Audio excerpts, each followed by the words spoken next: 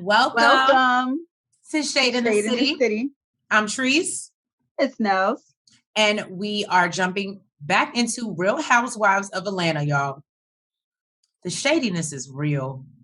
We don't have to do much. We just got to report. We just got to really, we don't have to do much because the shade is already there. It's an abundant amount. It's an abundance. It's an abundance. It overfloweth.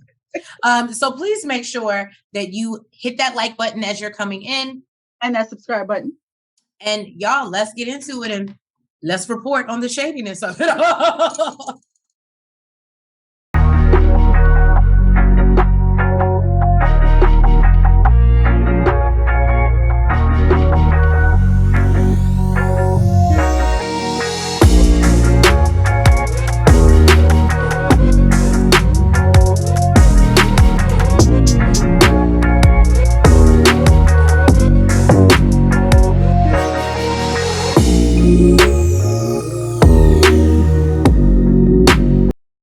So we start off at Sonya's house and looks like they're unpacking a pot set.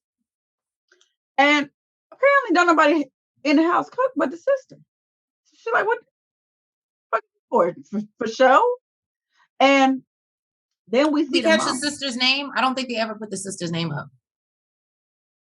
I didn't put it. Yeah, I didn't see it. I feel like they might have.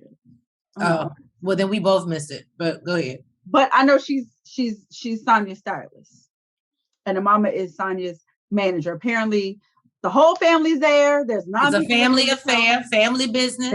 Exactly. 9 people are living in the house, and it's the way Sonya like it. She said this has been going on for like a year, and this is her support system. This is the way she like it. Now. Hey, and I guess if you got a big ass house, why not fill bedrooms up? I'm just saying. And why not put money in their pockets? Right. So me and Treese was talking about this. Now this would so be me.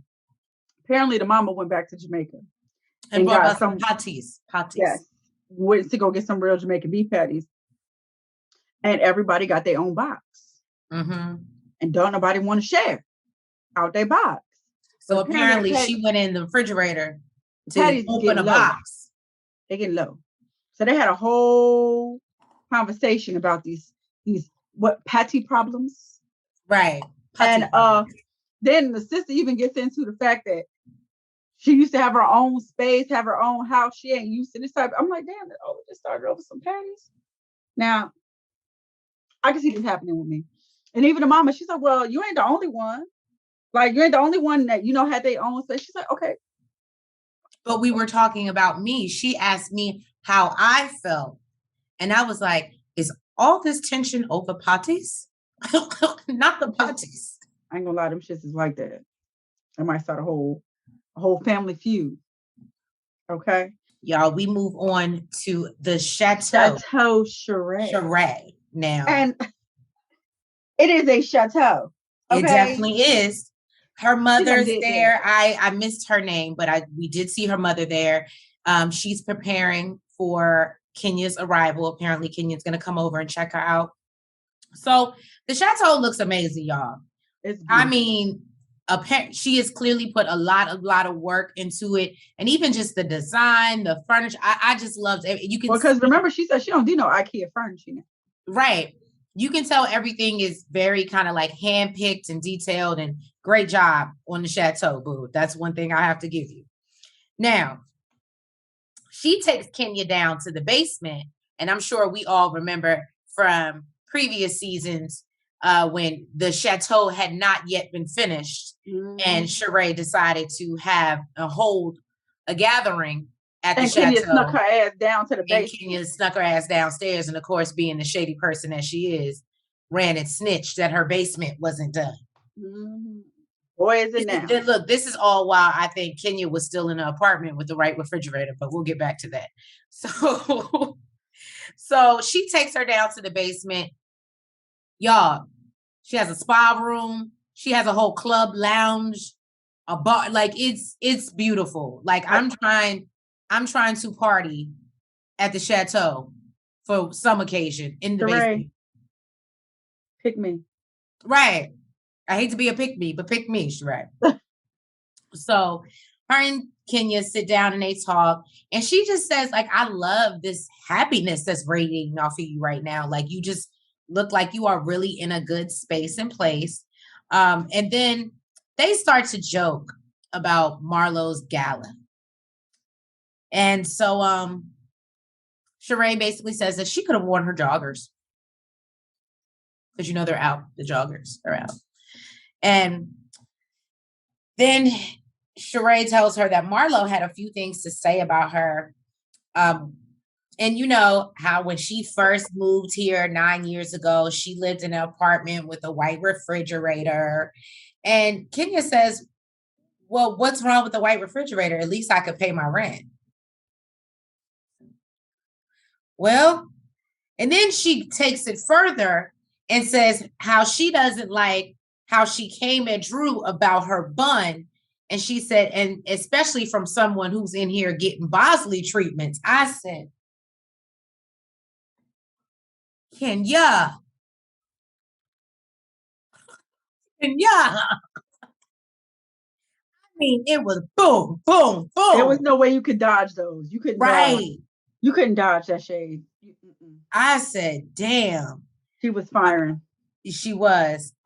So then they call Sonia on FaceTime and they start talking and have her cracking up, and she wants to know more about what was said. Well, because apparently Marlo said that Kenya borrowed Lisa Ray's her truck. Her truck or something like that, or yeah. And she's like, what? I don't even know her like that. Like, to be borrowing. I mean, like, I know her, but I don't know. So they call Sonia on FaceTime. And Sonia verified that Marlo did say that. And she's just like, fuck. Okay. Right. I don't know why these people continue to come for this child. I don't know why they do it. And then she tells her, why don't she go grab a chia pet and put seeds in her head and grow her hair that way. Let me tell you something. Y'all better leave Kenya the hell alone. Y'all better leave Kenya alone. Okay. And this is her happy, y'all. Y'all better leave Kenya the hell alone. And we remember last episode, she even told Marlo she don't know how to read because Kenya does. And Kenya reads bitches all day, every day. This is what she does. It just look like you said, Tris, rolls off the tongue. Right. Just comes naturally.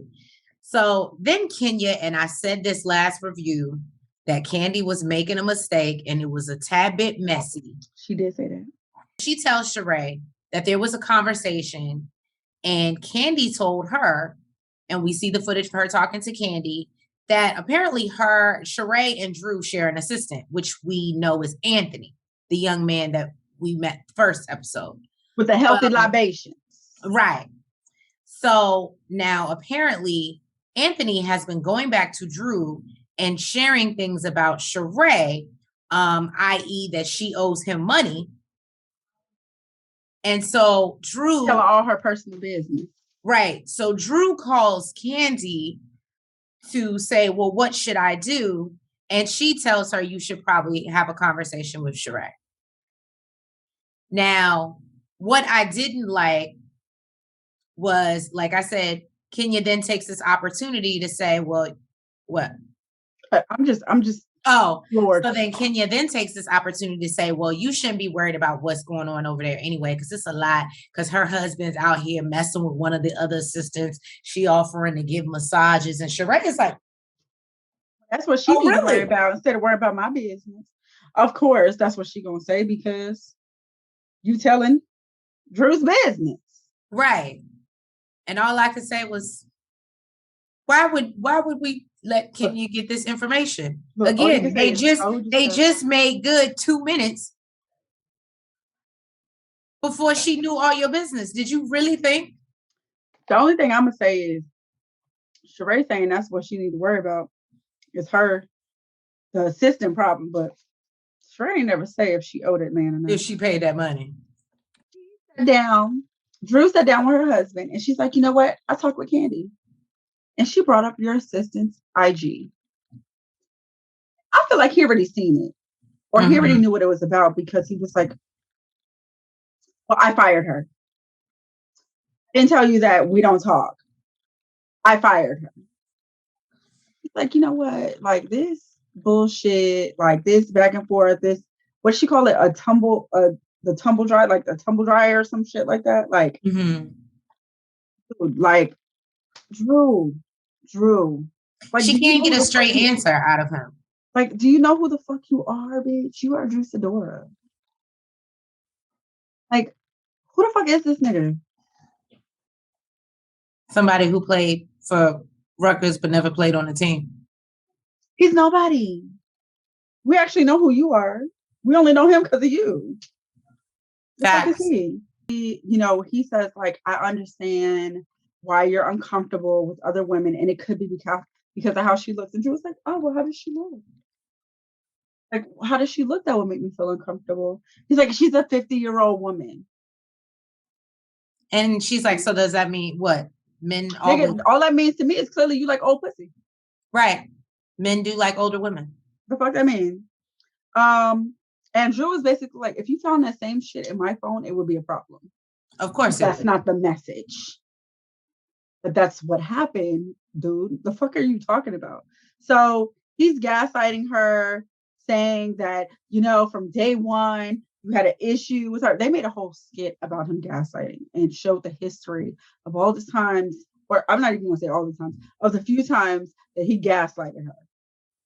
Like, what really disturbed me is that Drew is the one that brings up the gaslighting. And then when producers ask her in the confessional what gaslighting mean, she needs to pick up her phone and read the definition to us because she had no clue. Well, I guess maybe she knows she's being manipulated, but she doesn't know the term gaslighting. So he basically tells her, well, look, if you don't want me to talk to her anymore, you tell me that you don't want me to talk to her anymore. And she's like, no, I'm never going to do that because I don't want you to feel some type of way about me. And I want you to respect our relationship enough to decide that on your own. And she says she doesn't want him to be resentful. And he says, well, there are a lot of things that I'm resentful at you about. I said, and she's like, oh, that's scary. I'd have been like, well, let's talk about what I resent you for. Like, I still don't know what the fuck you did in Tampa. I still don't even know that you went to Tampa. Like, you really could have been down the street lying, saying that you were in fucking Tampa. Because you jumped, he skipped how many beaches? 3 beaches to go to Tampa? Fuck out of here. Right. So they have a recap of everyone and what everyone's doing. We see Marlo getting suits together for her nephews for homecoming. It looks like at a suit shop. Then we see Kenya having a tea party with Brooklyn. And Sheree is talking to her daughter, Tiara, about her podcast. Apparently this podcast is all about sex. Her grandmama said she ain't gonna be listening to it. She said, I won't be listening to that. She said, okay, good. Don't do that, grandma. Don't do that. I'm talking about missionary, sex toys. And then nice little plug though. I may tune in. And then Candy, we get to her home and she's on the phone with her co-producer of a Broadway play called Thoughts of a Colored Man. And they're talking about the opening night and how great it was. Apparently, it's a big deal because this is an all-Black production that was on Broadway. And she says it's history in the making and she is glad to be a part of it, which that is a huge That's deal. A very huge deal. That's a really big deal. That. And then she's talking to Todd about what she needs help with, and Todd actually already looks tired. He's like, what else more do you want? He looks like a tired old man, okay? And basically she's saying like she doesn't want the flow to be disrupted, and he's like, yo, you're gone for months and I'm gone for weekends. You think while you're gone for months the flow is disrupted? Like, do you really need to tell me what needs to be done? And apparently, I don't know, it's giving she's here, he's here, and they're just kind of, I don't know. They cut to Candy in a confessional where she talks about how because they have done everything together, all their projects and everything else with OLG and just the many productions that she's done. And now this is the first thing that she's done outside of him since they've gotten married. She feels like he's a little bit in his feelings, but she also lets him know that she's not happy about thinking about getting on a plane and going to New York every other week, or you know what I mean? But she has to handle business. And I mean, when you are the breadwinner, I mean, I'm just saying you can't. And you got kids at home too. So, kids got school. Somebody got to sit there with them. You can't be hopping on flights all the time with her. Right. Because she doesn't give me, I'm sure she has assistants, but she doesn't give me that she just be leaving her kids with random. Then they go to the indoor pool room. And they both agreed that, they procrastinated on finishing it. She was like, I am the one who doesn't finish their house. And there's like all types of furniture and all types of shit inside the pool. It looks like a storage room versus a pool room. It really does. But everything's inside of the pool. Apparently they did the outside. He said it was tan and now he made it black. And I don't know. I'm not really feeling the black, actually. I wasn't feeling the black either. I wasn't feeling it. Then, she's like talking about how basically the floor is done. Like we can start cleaning up this furniture that's in here. And he's like, yeah, we can see what goes and what doesn't. Because some of this stuff I think I need for my New Jersey condo. And we learned he has a whole condo that apparently him and his ex share. And I guess she didn't make the payments or whatever. Something happened, but it ended up in his name. He had to pay it off. And now he has a condo in New Jersey that Kandi is not necessarily thrilled about. I won't say she's not thrilled. Basically, he tells her, like that's a condo that we share. And she's like, my name ain't on it. And he's like, well, my name ain't on this. And she's like, okay, well, I ain't got a key to that. He's like, you can get whenever you want. And Kandi is basically like, I mean, he's willing to share it. But I don't want condo he had with his ex. I don't want no parts of that. And he says before this house, apparently that they were in, before they got together, she had another house that she was bumping and grinding all types of shit, doing all types of shit. It's a shame to flip the mattress over. And she worried about an empty damn apartment that I got in Jersey with my ex. I said, well. Okay, if you guys have not already, please make sure that you hit that like button. And subscribe button. So we see Miss Marlo. She's coming by to visit Kandi, who's on the set in some freaky looking get up. Do you know what she was doing? I don't know. It looked very Halloweenish. It did look very Halloweenish. Like a witch. It was, and it was a lot of makeup and a lot of like you wouldn't know it was Kandi if you just rolled up on her. Yeah, it was a lot of prosthetics. You would have no idea. Right. And they sit down and try to have a conversation as Candy's like peeling off her eye. And it was a lot, y'all. It was a lot. Her nose and her ears. Right. It was just, okay. So she tells Marlo that she's very proud of her and just how she's like come into this momty role and just taking over so much responsibility with her nephews. And I think that I even said that last review that I feel like I see a lot of growth in Marlo. Kandi does let her know, though, that she hoped that she wasn't offended by anything at the show because she just genuinely had legitimate questions, which there's truth to it, but there was also some shade. She was basically worried about like how much everything costs, but we know from all these seasons, what is this, 14 seasons? Right. All these 14 years, okay, we know Kandi know how to save money. She is concerned about money. And Marlo said it too. She said, well, I've known you to be like that from day one. So that's who Kandi is. And then she says that if anyone has any questions, she said, you go back and tell them that I am a private dancer at Magic City on Monday night. And I said, well, hey, and my name is Ginger. She got enough ass. Right. I said, okay, Marlo, let us find out you at Magic City on Monday. So she then discusses how she's been a little bit stressed out with her nephews. She feels like she's overshowering them with just love and gifts. And that then now they've become like little monsters and they're kind of spoiled. And I love, because we know Kandi, even though she is concerned about money, she spares no expense when it comes to her kids. And so she basically was like, and one of the things that they addressed in her play is, why is it that we as Black people feel like we have to struggle? Like we can't just rich is a white people thing. We made it from the bottom, now we're here. Right. I get what she's saying, but if that's these kids' reality, that's their reality. That's true. So, I mean, it's not about that's what she's trying to make them. She just wants them to remember where they came from. And It was humble beginnings. So stop being such fucking spoiled ass brats. It's really what I think Marlo was getting at. But I understand what Kandi's saying, but that's the reality. Because Kandi was like, you can, have a little bit of money and still have a very good work ethic. This Monty and her nephews have a different reality than Kandi and her children. That's very true.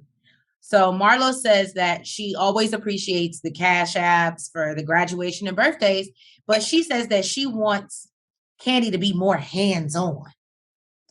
And so Kandi was like, okay. You want her to babysit? Right. And she's like, no, I want to do, you never invite me over for movie night. And I love when Kandi said, I need you to be the friend that you want. I said, well. So Marlo does actually take this opportunity to say that she tries to invite her over that evening. And then I think Kandi told her no, because she got all that shit. You saw how many wipes she done went through and only got her hand, the bottom of her hands done? That's true. So she's like, yeah, not tonight, unfortunately. Like, do you really want me on your furniture with all this shit on me? Right. But hopefully, I don't know. Kandi does say, their relationship has been a little bit on and off, based upon how Marlo acts around they were in a great place. But since Marlo got around the girls, she feels like, she was throwing shade at her, but she thinks they're getting back to a better place, which is a beautiful thing. Right. Then we are dropping it with Drew, y'all. Dropping it. And basically we see Sonya call and she said, girl, you have to come over next time. You got to come. And I'm like, Sonya's not interested. I don't know why. You know what I think Sonya was calling for? Because the only thing she asked was, she talked to Ralph and was like, oh yeah, you're supposed to be meeting up with Ross, right? Oh, right. And that was it. All right, bye, girl.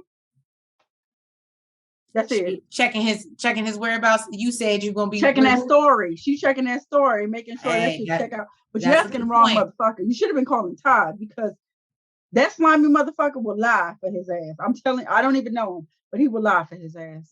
I pretty much believe all you had to do was say, you mean know what I mean? He ain't never heard two licks about it. And guess what? Yep. We meet now. We see Ralph pull Drew to the side and he basically lets her know he's trying to finesse her. And he's like, I want us to have a special evening. And she's like, are you doing this to, work around our issues, like not address? And he's like, but in order, his typical Ralph responses, and no, in order to address our issues, I feel like we need to be in a better space and place. And so, I don't know. It seems like, I don't know why this man irks me to my soul so bad. It's really bad, but it irks me more about her. Clearly, Bravo sees it. I don't like him. I don't either. I don't even like to see his face on the screen. Let me tell you, I like Drew to a certain extent, but I would be okay not seeing her, so I didn't have to see him. I don't know. It irks. I like her, but it irks my soul for her when I see her. It gives Tisha and Marceau. That's exactly what it gives. I was thinking that right before you said it. That's exactly what it gives. The manipulation and gaslighting is so real. And she's just, oh, and it's like, you're so smart. Why? It's terrible. So the boys meet up at Blaze. Todd, we would have Ralph, to go here. And Ross. I don't know why it sounds like it should be like a boy group. But they meet up at Blaze, which is Todd and Kandi's establishment. And, they want to shoot the shit. Right. they talk about guy how talk. they talk about how the girls when they had their little race, the two athletes.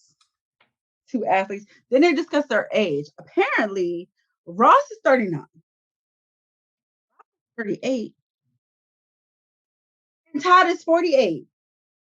I did not believe that. He Todd, is you 10 look years good. older than you motherfuckers and shitting on y'all. What? Yeah. Let me tell you something.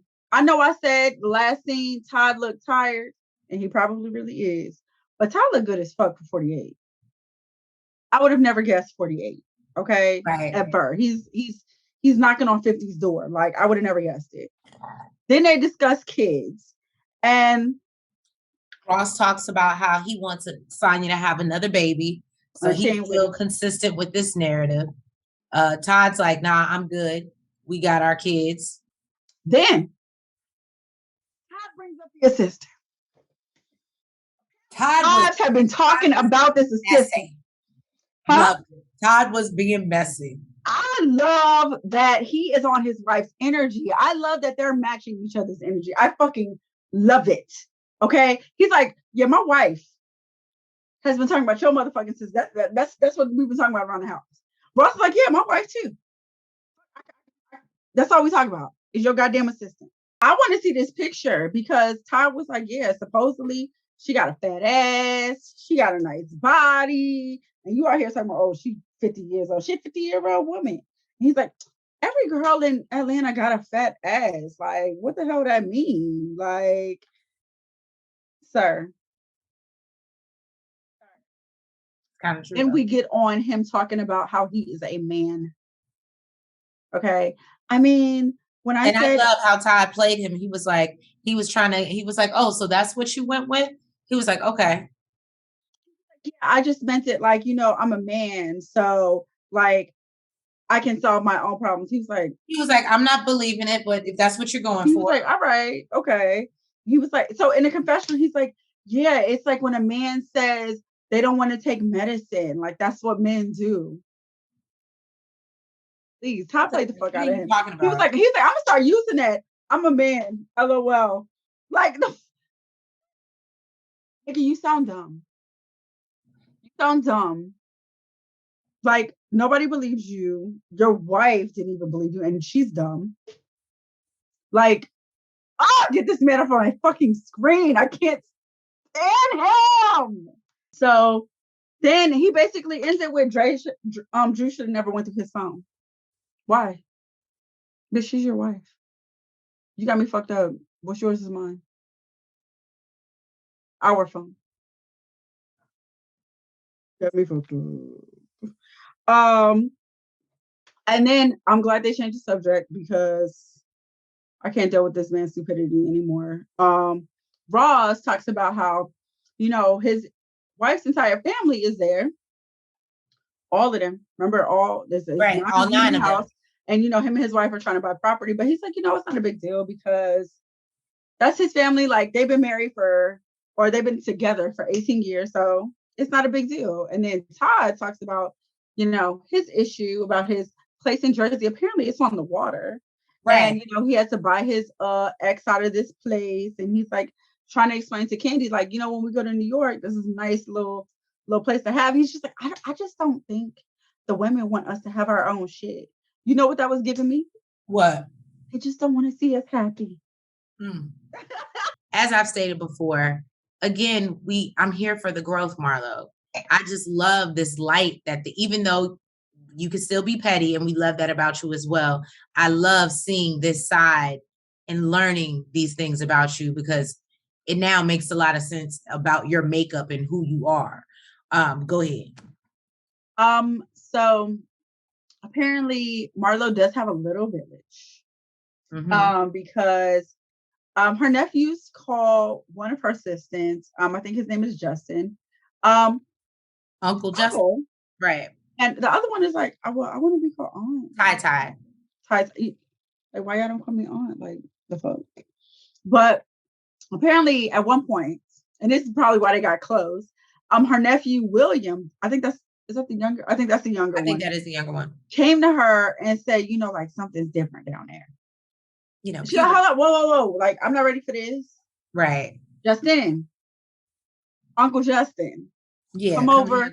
Come handle this. I think it's cute. Her nephew Michael says, you know, he doesn't plan to dance, but you know, he's gonna take pictures the whole damn time. That's this generation, I swear to God. Right. That's when we was kids. We was dancing. Right. Okay, we was dancing. He said he gonna make videos. And Marlo's like, okay, you don't gotta dance, but like, let me show you at least something that you can do. So I thought it was super cute. She like grabbed him up. I mean, she was a little aggressive. She literally yoked him up.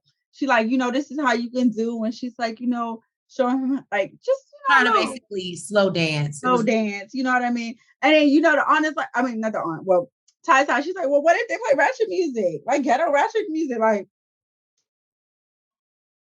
Let me say something. He'll figure it out, boo. She's like, all right, go on, get your life together because I done paid by the hour for the driver, the photographer. Like, just go on, get yourself together.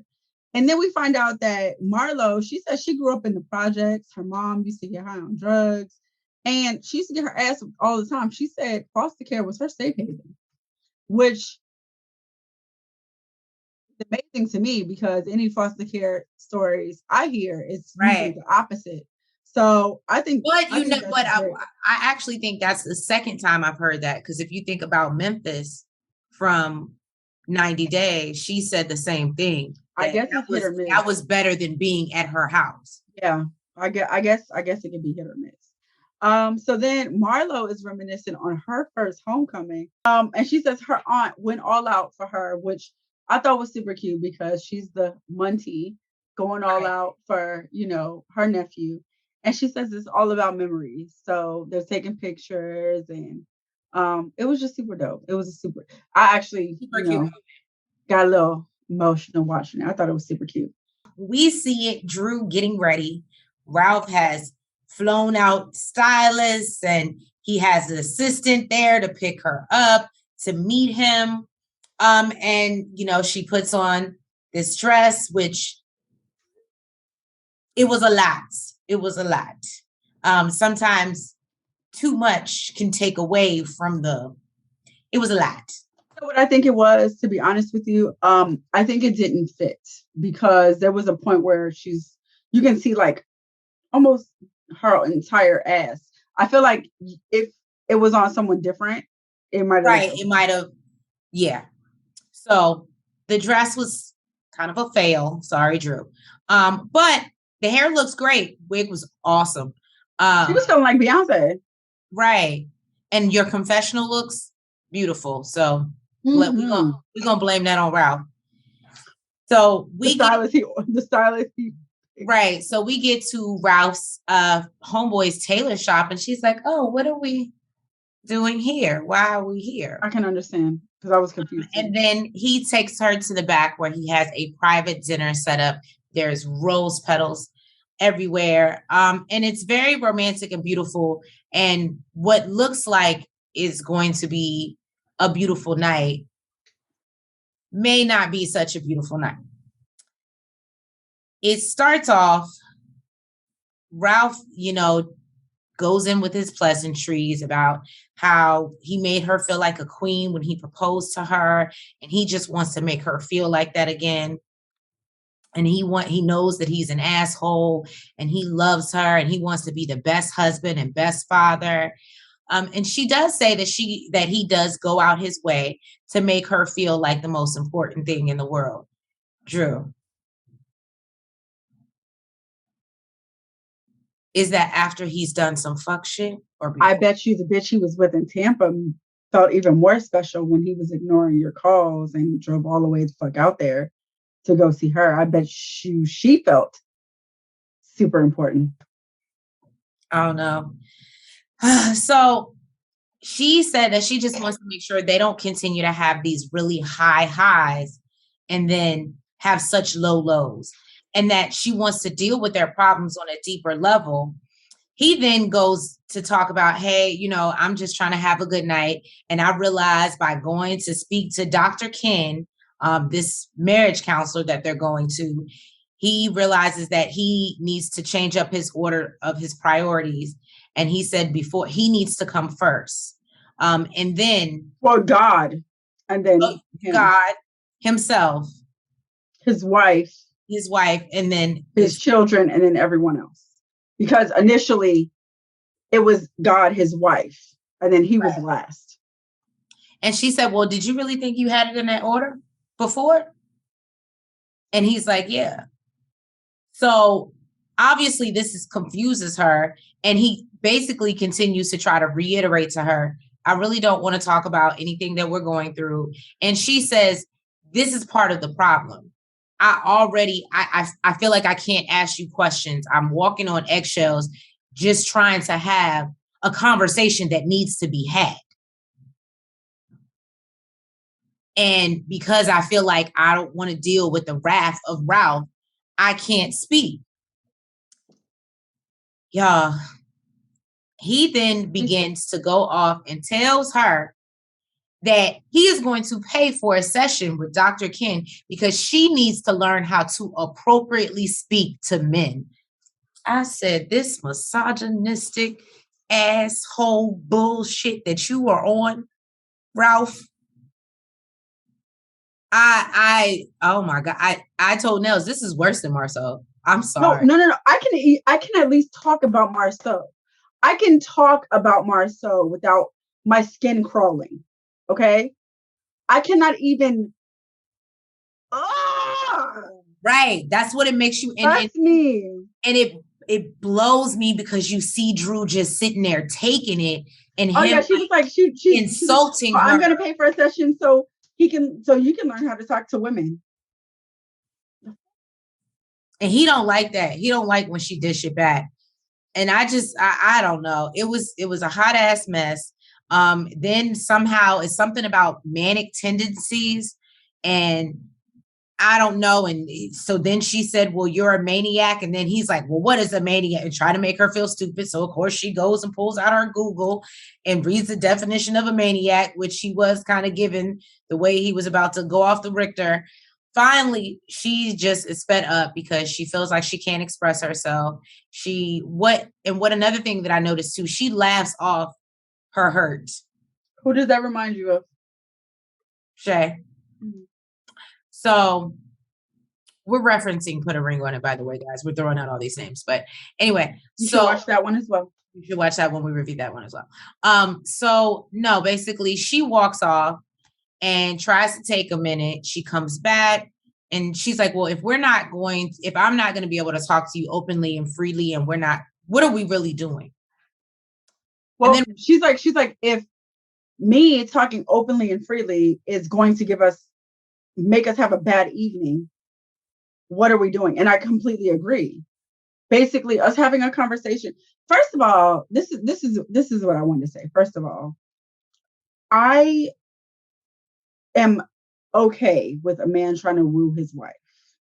I am okay with yes, that was beautiful. The gesture was beautiful. I'm not taking. To me, the issue is you are wanting her to bypass and jump over all the shit that happened that hurt her because you did this grand gesture.